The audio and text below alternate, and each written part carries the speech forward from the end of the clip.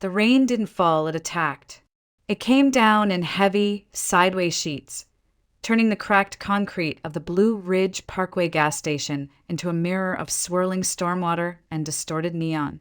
I stood motionless beneath the flickering awning light, every inch of me soaked through, mascara bleeding down my cheeks like war paint gone wrong. The only sound louder than the pounding rain was the fading hum of Jake's BMW engine as his taillights vanished into the blur. He didn't look back. No pause. No hesitation. Just those last cold words before he shut the door. "I need space, Emily. I'm done." And then he drove off, 40 miles from home. No car, no coat, a broken umbrella, a dying phone, and a marriage that had evaporated in the middle of a storm. I didn't even notice I was shivering until I stepped inside the tiny convenience store. The sudden blast of fluorescent light felt like a slap. Harsh, unforgiving. A teenage clerk behind the counter blinked at me, clearly trying to decide if I was a runaway bride or a soaked lunatic. "Ma'am, are you okay?" "Fine," I said, though my voice cracked halfway through. I wasn't fine. I was humiliated, abandoned, and trembling in a dress that now clung to my skin like a wet paper towel. There were 17 missed calls from the office, 3 messages from Matt, my brother, asking if I was safe, and not a single word from Jake. My husband of 8 years had just driven off into a storm and left me like I was luggage he'd forgotten on the curb. I leaned against the coffee machine, pretending to study the options. The ancient thing groaned and hissed like it might explode. I pressed a button anyway. The only thing worse than being left behind in the rain was doing it without caffeine. What really broke me wasn't the storm. It wasn't even the abandonment. It was how casual he'd been. Jake had finished his meal at that overpriced steakhouse, paid the bill, wiped his mouth with the linen napkin, and said it like he was canceling a gym membership. "This isn't working anymore. You'll figure your way home." I had laughed. Actually laughed. I thought he was joking, being dramatic. But when I followed him out of the restaurant, trying to keep up in heels, he just pointed across the street. "There's a gas station. You've got your phone." As if a phone would fix everything. As if I had anyone left to call. The truth was, I'd let him cut me off from everyone over the years.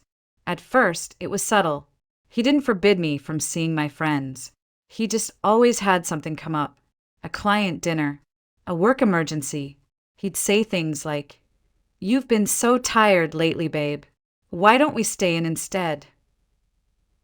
And I always agreed, because I believed in us, until slowly my world shrank to just him, his friends, his family, his needs. And now, standing in a gas station at 9:42 p.m. in the middle of nowhere, I realized I had no one to call who could get to me in time. Matt lived 3 hours away. My parents were on a cruise in the Baltic Sea. My best friend from college had moved to Oregon. I was alone. I opened my banking app, thinking maybe I could call a rideshare, at least get back to Asheville, figure things out in the morning. But the number on the screen made my breath catch. $47.32. This morning, our joint account had over $3,000. Now it was nearly empty. I scrolled. A withdrawal for $2,000 at an ATM downtown, time-stamped at 4:47 p.m., right when Jake had stepped out for a quick call, while I was getting my nails done for our weekend romantic reset. He hadn't just left me. He'd cleaned me out. The rain was still coming down hard when the doorbell above the convenience store chimed again. I barely glanced up. Just another traveler passing through. But then something in the air changed. The silence shifted. The teenage clerk stopped chewing his gum. And when I finally turned, I saw a man standing near the door, water dripping from the edges of his black windbreaker, eyes scanning the store with quiet calculation. Not panicked, not annoyed, just alert, like he was trained to spot things before they went wrong. It took me a second to recognize him. David Grant. I'd seen him once or twice at Jake's company holiday parties, always standing off to the side, not drinking, not talking much, just watching. Jake had introduced him once as a security guy we use for high-end jobs. David's eyes landed on me, and something in his expression shifted from polite detachment to immediate concern. He crossed the room in 3 slow, steady steps, careful not to startle me. "Mrs. Carter?" His voice was deep but calm. "Are you all right?" For a moment, I didn't know how to answer. The question was so simple, but no one else had bothered to ask it. Not Jake, not the waiter at dinner, not even myself. I tried to smile. Failed. My husband and I had a disagreement. David looked at me like I'd said I'd just walked away from a plane crash. His gaze swept over me. Soaked hair plastered to my neck, makeup smudged, hands trembling slightly around a cup of ancient coffee. "He left you here?" I nodded, my lips too stiff to speak. "In this storm?" Another nod. I hated how small I felt in that moment. How much effort it took just to stay upright.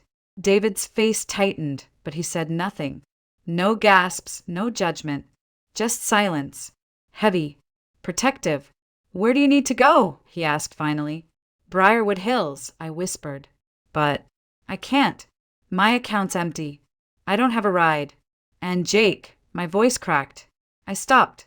David took a slow breath, as if weighing options in his head. Then he spoke evenly. "Emily, I'm going to ask you a direct question, and I want you to know the answer stays between us. Are you in any danger?" That stopped me cold. I looked at him, really looked at him.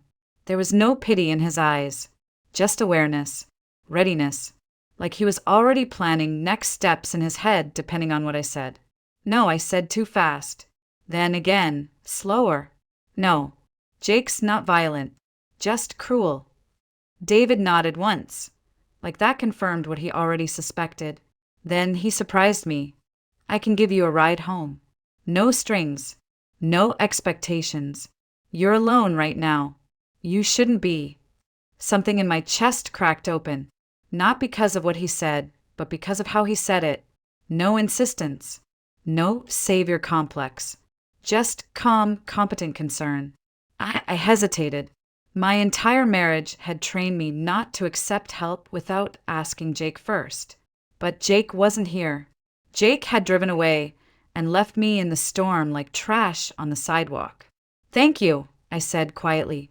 "Yes, I'd appreciate that." David nodded again. "I'll grab some coffee. Take your time. Meet me outside when you're ready." As he turned, I saw the clerk shoot me a curious glance. I ignored it. Instead, I moved toward the door and caught sight of my reflection in the security mirror above the chips aisle. What I saw wasn't flattering. Wet, disheveled, defeated, but it was honest. This was what being discarded looked like. But also, maybe what being free looked like too. I stepped out into the rain again. This time I wasn't alone. David's truck was parked beneath the single flickering light in the lot, a black Ford F-150 that looked like it belonged to someone who expected bad things to happen and planned accordingly. The interior smelled faintly of leather and coffee, and it was immaculately clean. No clutter, no trash, not even a fingerprint on the dashboard. He reached over to open the passenger door for me without a word, then waited until I was settled and buckled in before starting the engine. Not once did he ask questions he didn't need to. Not once did he comment on the way my dress clung to my body or how I'd clearly been crying. He just drove. At first, the silence between us was thick, with everything I couldn't say. I watched the trees blur past, soaked and spectral in the headlights, and felt my heart beating like I was still standing under that gas station awning. Every minute felt like I was being peeled away from the version of me that had believed Jake would come back, that he'd had a bad moment, that this was some kind of mistake. But it wasn't. He'd planned it. The financial wipeout, the timing, the storm. All of it. After 10 minutes, David spoke. His voice was low and even. "I hope you don't mind me asking, but how long has this been going on?" I glanced at him. "This. The way your husband treats you." My throat tightened. I wanted to answer. To say he doesn't always treat me this way, or he's stressed from work, or it's complicated. But the words wouldn't come, because none of them were true. David continued, eyes on the road. I've done security work for a long time. You get good at spotting patterns, control, isolation, gaslighting. Jake's been laying the groundwork for this for a while. You probably know that. I didn't answer. I didn't need to. The truth was already humming in the quiet space between us. At the company holiday party last year, David said, I saw him redirect every conversation you tried to have. Anytime someone showed interest in you, even just small talk, he'd insert himself, shift the focus, keep you orbiting him. I turned to look at him, stunned. I didn't notice, I said softly. You weren't meant to, he replied. We drove on. The wipers carved rhythm into the rain. He also told 3 people at that party, David added, that you were too trusting and needed him to keep an eye on things for you. Made it sound like a joke, but it wasn't. I closed my eyes. I remembered those moments. The way people laughed awkwardly and I'd brushed it off. I thought it was just Jake being charming in his offbeat way. He wasn't being charming. He was undermining me. You were watching me, I said, more surprised than accusing. David gave a small nod. I pay attention, especially when something doesn't feel right. He didn't elaborate, didn't need to, and somehow that made me trust him more than I'd trusted anyone in years. After a pause, he said, quietly, You reminded me of my sister, before she left her husband. The word left hit differently than I expected. Not escaped, not survived, just left, as if it were a decision she'd made, not something she'd had to be rescued from. He ever hit you? David asked, not prying, just verifying. No, I answered honestly. Never. That doesn't mean it wasn't abuse. I turned toward the window, blinking fast. He wasn't trying to make me cry, but that was what made it worse. He was just telling the truth. And I wasn't used to the truth feeling like a kindness. Emily, he said finally, whatever happens next, you need to think about protecting yourself. Financially, legally, because men who abandon their wives in storms usually have a lot more plan than just walking away. That last line echoed in my chest long after he said it. Because he was right. Jake hadn't just left me. He was erasing me. But I wasn't going to let him. Saturday morning arrived with the kind of clarity that only follows a storm. The sunlight filtered through the blinds and stripes, casting golden bars across the hardwood floors. It should have been a peaceful scene, but my mind was already racing the moment I opened my eyes. I was still in the guest bedroom. I hadn't gone near the master suite. Couldn't stand the thought of sleeping in the same sheets Jake had abandoned me from. The clothes I wore were borrowed from the back of my closet, old college sweatpants, and a faded hoodie that still smelled like fabric softener and another life. But I wasn't the same person who stood in that gas station the night before. Something had shifted. Something sharp and cold and clean had sliced through the fog I'd lived in for years. And I knew exactly who I needed to call. Rachel Evans picked up on the second ring. Emily? Wow, it's been forever. I didn't waste time. Rachel, I need a lawyer. And I need one fast. There was a pause. Then her tone changed instantly. Cool, focused, razor sharp. Are you in danger? No, but my husband left me 40 miles from home in the middle of a storm. He drained our accounts. I found evidence that he's been planning this for months, and I have no idea what else he's taken. Another pause. Then, don't leave your house. I'm coming to you. She arrived an hour later, still in yoga pants and a zip-up hoodie, hair in a messy bun, but with the expression of someone who'd taken down bigger men than Jake Carter before breakfast. She brought a leather portfolio, a tablet, and an energy that made me feel like, for the first time in this nightmare, someone was truly on my side. Show me everything, she said without preamble. I walked her through it all. The empty closet where Jake's suits had once been. The missing duffel bag. The jewelry box with my grandmother's ring gone. The email draft I found in the trash folder on his computer, clinical, and cold, outlining how the separation would be mutually beneficial for personal growth. And most importantly, the bank transactions. Rachel's brows lifted as she scrolled through my phone. He withdrew $2,000 the same afternoon he left you stranded. Did he mention anything about splitting accounts? No, I didn't even know he was thinking about leaving. She sat back, arms crossed. Then he's in trouble. My heart fluttered. What do you mean? In California, and yes, we'll confirm this applies in North Carolina too, marriage is a legal partnership. You can't just start funneling money away, hiding assets, and planning an escape while pretending to still work on the relationship. That's called dissipation of marital assets, and judges do not like it. She flipped through her tablet, pulling up state legal codes, explaining terms like community property, forensic discovery, and temporary spousal relief. It was like watching someone assemble a weapon out of legal precedent and case law. I couldn't stop staring. I feel like I've been sleepwalking for years. Rachel gave me a look. You weren't sleepwalking. You were surviving someone else's reality. And now you're about to take yours back. She paused, looking around the house. Is this place in both your names? Yes. Good. Don't move out. If he tries to return, we'll file for exclusive use. But you stay. This is leverage. We freeze the assets. We secure everything you can. You make copies of every document in this house, and I'll start building a timeline. I nodded slowly. He told me last week that this trip was to fix things. He booked the hotel, planned everything. Rachel raised an eyebrow. Then he wasn't just walking away. He lured you out of town so he could finish setting the trap.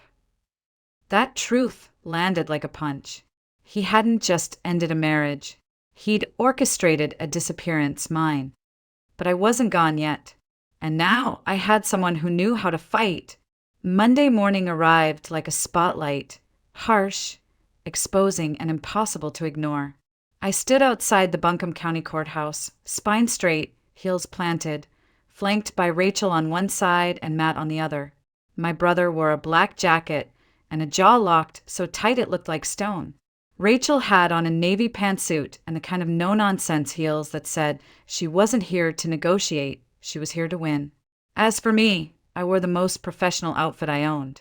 Clean lines, high collar, no jewelry, no distractions, just me, holding myself together with the same hands Jake had tried to make useless for years.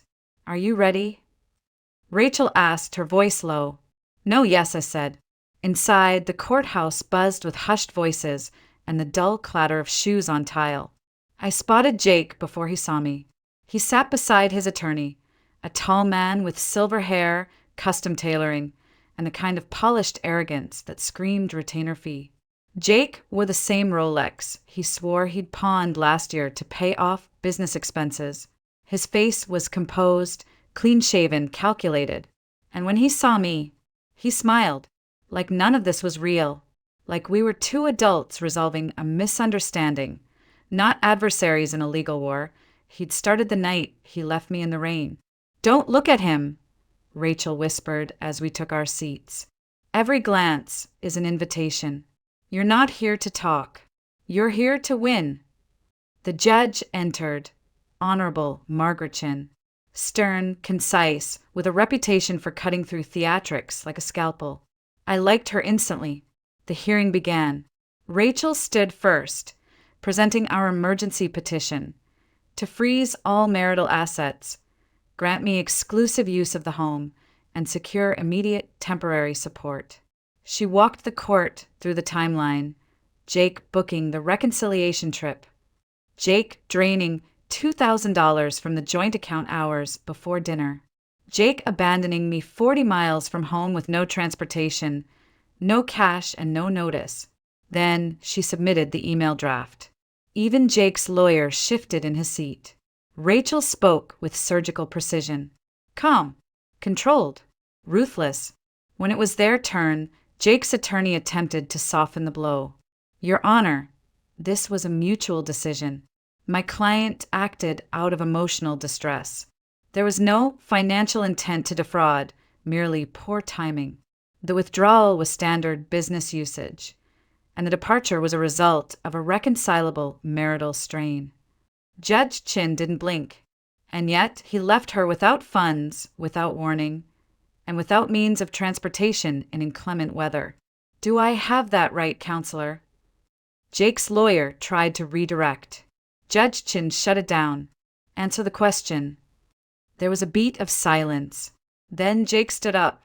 "Your Honor," he began, with that practiced voice he used in investor meetings, "Emily and I have been struggling for months. We agreed that space might help us gain clarity. I didn't intend for her to feel abandoned. I thought she'd be able to call a friend, a rideshare. I miscalculated." "Miscalculated?" the judge repeated, her voice flat. "Yes, ma'am." "And the funds?" she asked. Jake hesitated, just a second too long. "They were business-related," he said finally. Rachel stood. "We request proof of that, Your Honor. Receipts, transfers, any documentation that shows that withdrawal was related to company use and not personal liquidation." "You'll get it," Judge Chin said, already scribbling on her notes. Then she looked back at Jake. "Mr. Carter, abandoning one's spouse under the circumstances described and draining shared accounts does not paint you in a favorable light. I am granting the petition.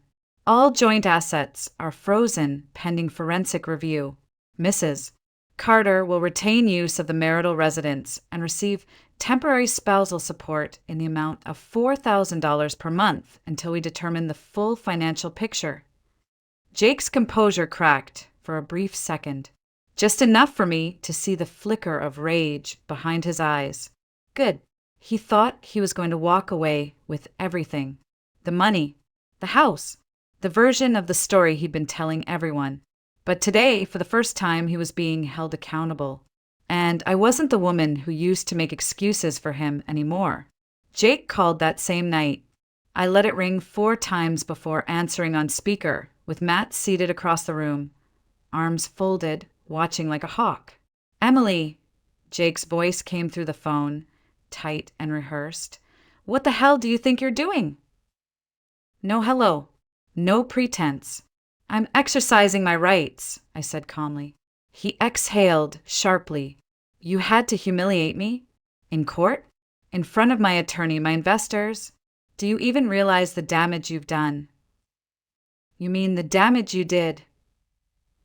I replied, "By abandoning your wife in a rainstorm with no money and lying about her finances for years." There was a pause, then his voice softened, shifted, like it always did when he needed to pull me back in.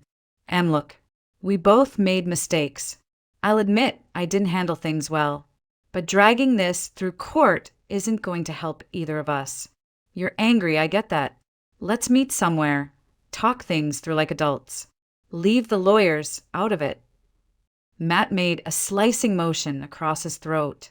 "Don't answer that." I didn't. Instead, I said, "All communication goes through Rachel now. If you have something to say, you can say it through her." Jake's voice hardened again. "Don't be stupid. You think she actually cares about you? She wants your case to drag on.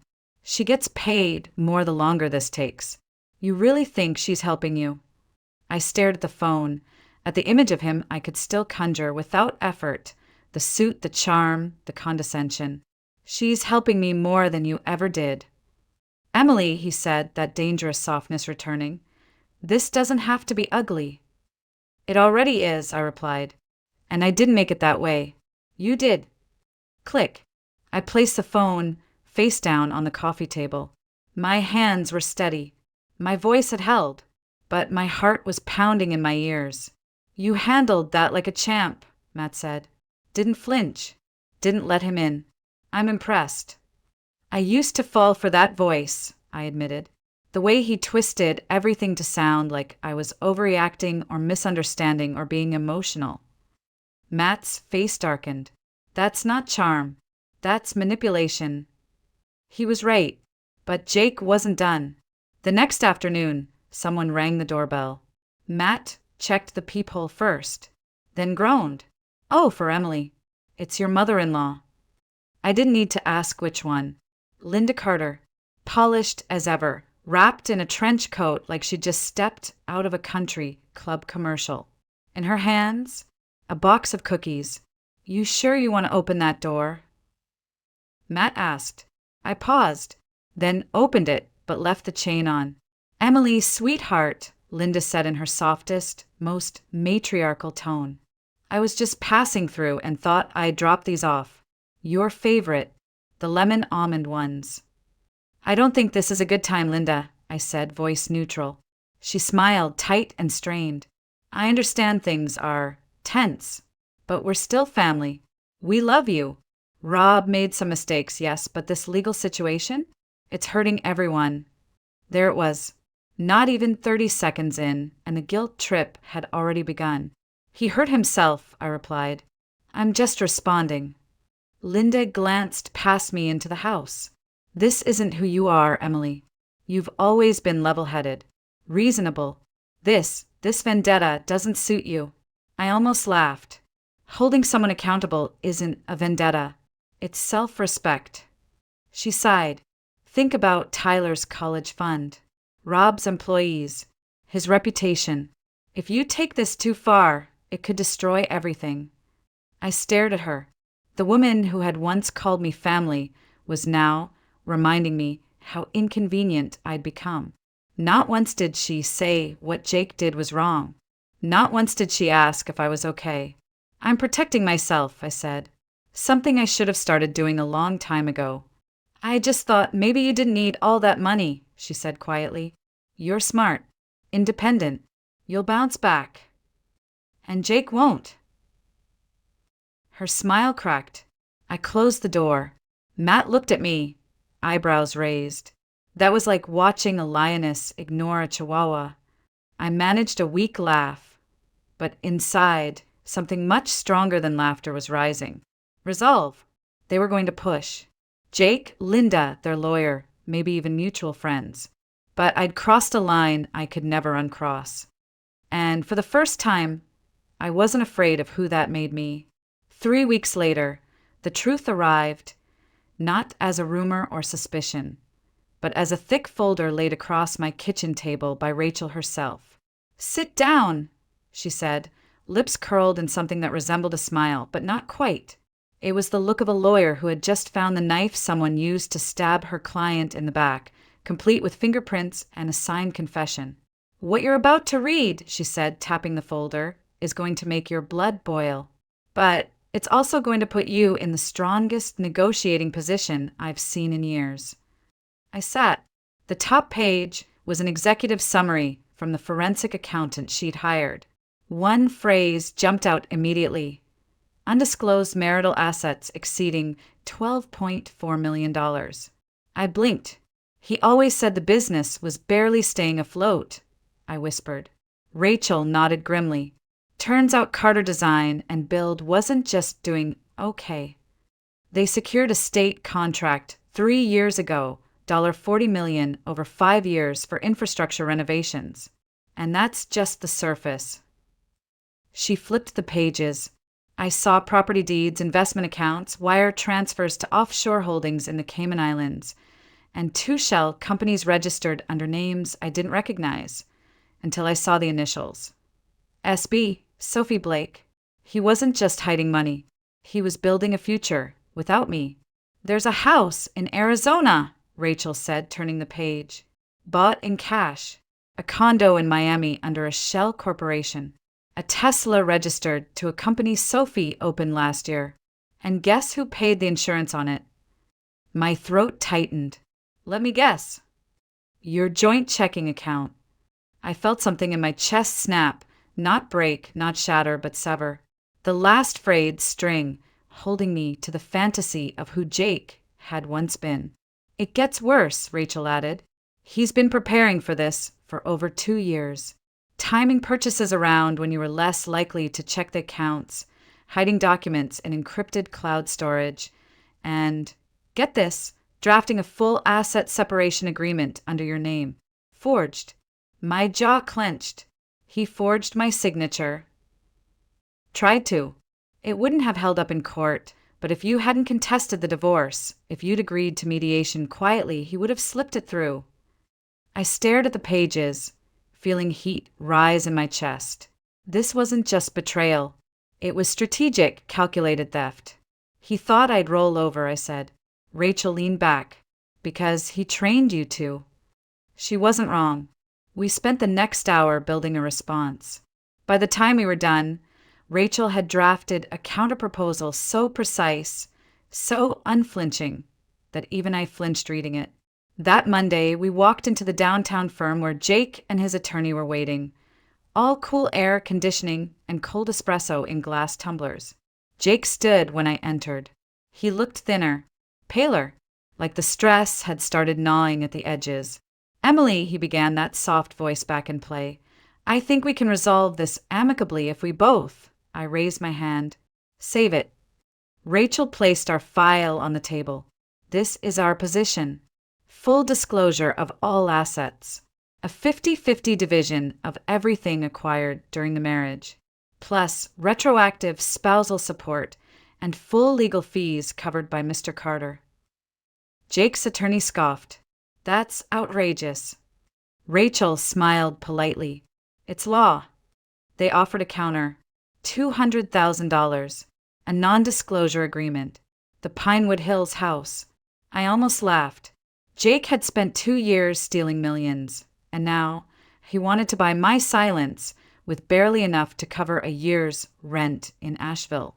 You're offering me $200,000, I said slowly, to walk away from a marriage where you hid over $12 million in joint assets and left me in the rain like roadkill. Jake leaned forward, voice low. Most of that isn't liquid. It's tied up in business. Then you shouldn't have stolen it. Rachel didn't even blink. We'll see you in court. Jake's face changed. The confident smirk faded. His shoulders sank. He glanced at his attorney, who was suddenly much less smug. We stood to leave. Emily, Jake said louder this time, you don't have to do this. We can figure something out. Just you and me. I turned, held his gaze. The person I used to be? I said. She would have listened.